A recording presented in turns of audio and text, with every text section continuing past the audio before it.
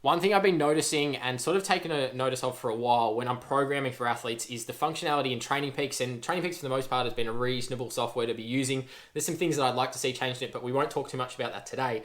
We're majorly talking about when we're building workouts, percentage FTP is the only real way you can sort of prescribe intensity. And so what I'm going to be talking about today is why percentage FTP or functional threshold is actually a pretty poor way of prescribing intensity, and why using something like percentage of VO2 max is actually going to allow you to get a lot more out of your training and also make a lot more sense in terms of understanding what is happening and why things are changing throughout your training across a whole cycle, whole block, and even a whole program. Hey, welcome back to the channel. Nick here, talking science of endurance and everything sports science in general.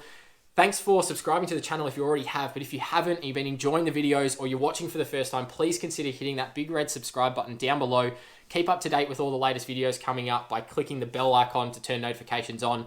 Keep up to date when we go live. Wednesdays, Melbourne time, 7 p.m. Is when we are going live each week. Jump in, ask your questions. But if you can't get to those and you do want to get your question answered, the easiest way to get in contact is either down in the comments of a video below or checking out my Instagram page as well. Go check that one out and have a look at all the contents going up there. But then also send me a direct message. Ask me a question. Had one come through today from someone who's been watching the videos who can't get to the live stream. So it's a great way to get your question answered directly is just send me a message on Instagram. So go check that one out as well. But getting into today's video, as I said in the introduction, percentage FTP as a tool for prescribing training or a method of prescribing training is something that the endurance industry kind of just has picked up and run with for a long period of time. Now, the basis of really why is that the case is what I'm going to go through first. And essentially it's because we know through predictors of performance, if we're looking at long endurance type performance, what are our key predictors? The main one is velocity or power at lactate threshold.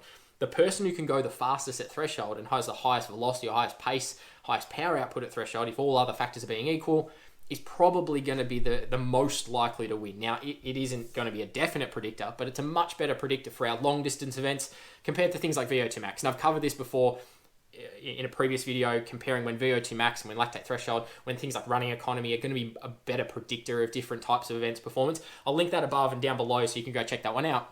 But when it comes to then looking at FTP and percentages of FTP for prescribing training, there are some positives to it. By no means do I think there's a complete negative. Obviously, if we're looking at directly improving functional threshold power or looking at improving our threshold, at some extent, you're going to have to do some very specific training at, ideally, just above. You might do some just below, depending on your race-specific demands, and we can get into the ins and outs of that. So using things like 100% FTP or 105% FTP for those types of sessions specifically is a pretty good metric.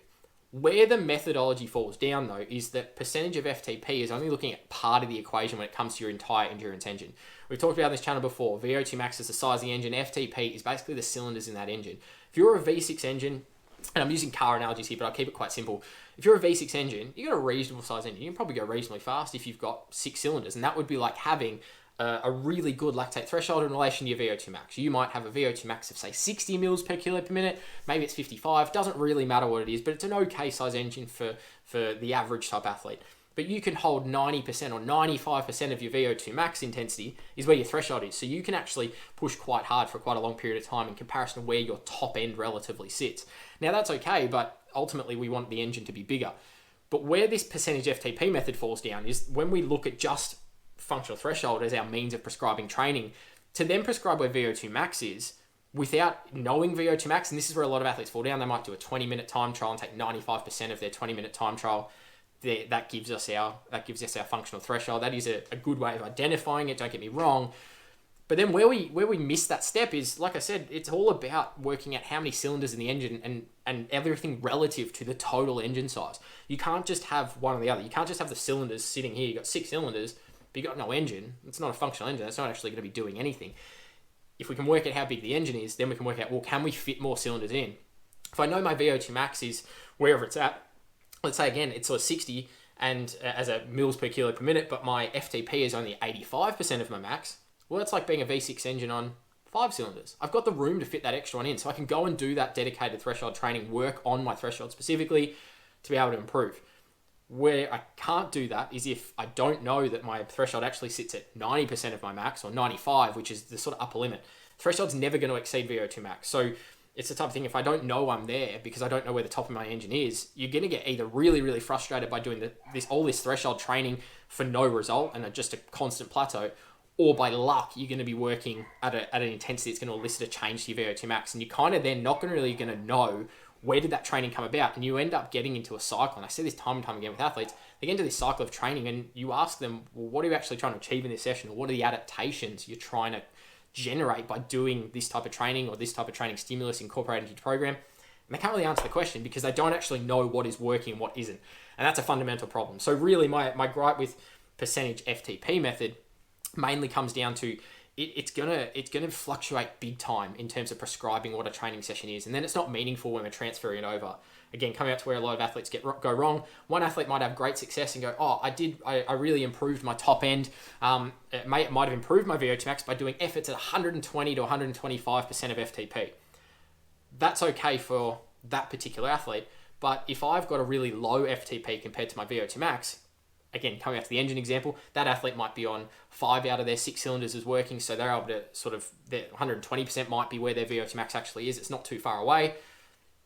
For me, if I'm only working on 3 of my cylinders, because my FTP is actually quite low compared to my VO2 max, which for me, that's typically the case personally because I do a lot of shorter, sharper VO2 style efforts in my other work in terms of team sport type stuff and umpiring football. And then when I go into triathlon, I always struggle a little bit because my FTP is quite low and I have to work on that. If I work at 120% of my FTP, because my VO2 max is up here, my FTP is down here, 120% is not really hitting the mark to get enough of a VO2 stimulus to move. And then I end up really cooking myself because I'm working way too hard than what I really am probably capable of, and end up blowing myself up. So based on each individual athlete, if you don't know where your VO2 max is and you're just working off percentage FTP, you can't then prescribe relative training intensities. You can't say a VO2 max type session to improve my maximal aerobic or maximal oxygen consumption, maximal aerobic ability, whatever you want to call it, is it 120% of FTP? Well, it's not, because for some athletes it might be, and you might get lucky that it is. For other athletes, it's not. It's completely different.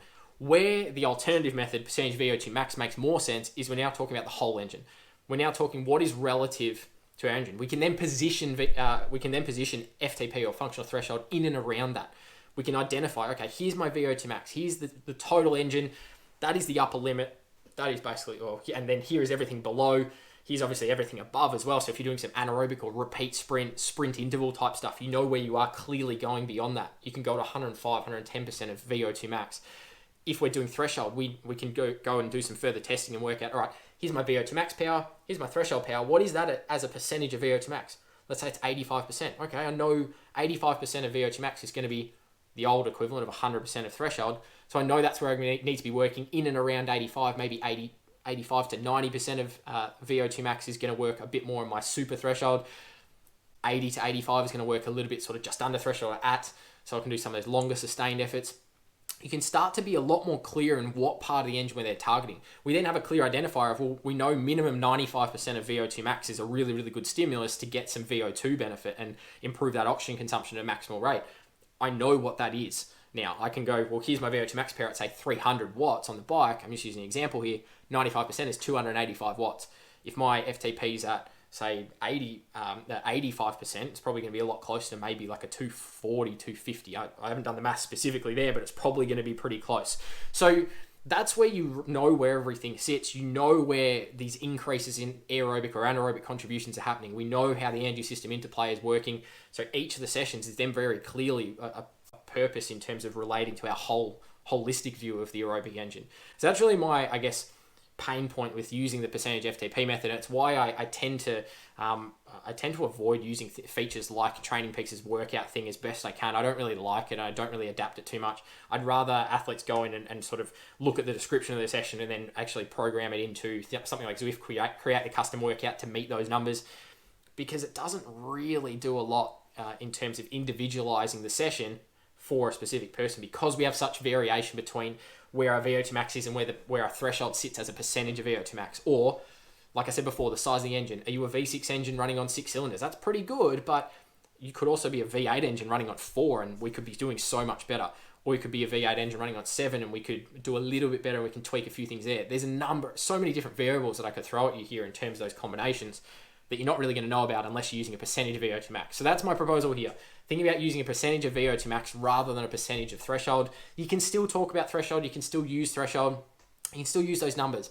but bring them into that VO2 max equation and understand how does this fit as a whole system rather than just trying to guess basically what is happening above threshold. Because for the most part, a lot of athletes are really, really good at threshold, and their limiting factor is the fact that they can't work on their VO2 max because they're not targeting the right intensity. The really simple fix, I've done this time and time again in the lab, and I can bring up data sets if you really want to see them, of athletes going away, doing 3 to 4 months worth of training and coming back dramatically better, improving FTP by say 30 watts in a couple of months. Why? Because they went and targeted their VO2 max and lifted the top end part of it first. They looked at their engine as a percentage of VO2 max rather than a percentage of threshold, where they might have been targeting 100%, 120% of FTP, and they thought they were going to VO2 stimulus. They actually needed 130 to 135% of FTP to actually get there. They didn't realize how big the gap was between their threshold and VO2 max. So if that gives you a bit of an insight in terms of my I guess thoughts and understanding of where I go when I'm prescribing training sessions, using percentages of VO2 max as my benchmark and starting point. So then I can really get a clear idea of where everything fits underneath, and I know exactly what is happening based on each of the types of sessions that I give to an athlete or prescribe to an athlete, prescribe to myself even. I know exactly what is happening and what should be occurring. It also aligns better to the literature. That's probably the last thing I'll touch on here. The research, everything in the research comes back to percentage of VO2 max. When you look at training intensities and prescriptions, it's always percentage of VO2 max. Very rarely is it percentage of FTP. So that's something we've just adopted in the industry. And I think it's time we start to change that mindset and think a little bit differently. I'd love to hear your thoughts in the comments down below. What have you done in terms of using percentage of FTP? Have you had success with it? And have you started to make a bit of a realization? There was a bit of luck in terms of hitting the right intensities. Do you find it's really good? I'm happy to have that debate down in the comments. Always like to hear your thoughts as always. Make sure you do keep subscribing. Share this video to someone who you think might get something out of it in terms of understanding a different method of prescribing intensity. As always, keep supporting the channel by hitting subscribe. Jump over to Instagram. Send me your questions through. Looking forward to seeing you on a live soon. Otherwise, that is it for today, and we'll see you in the next one.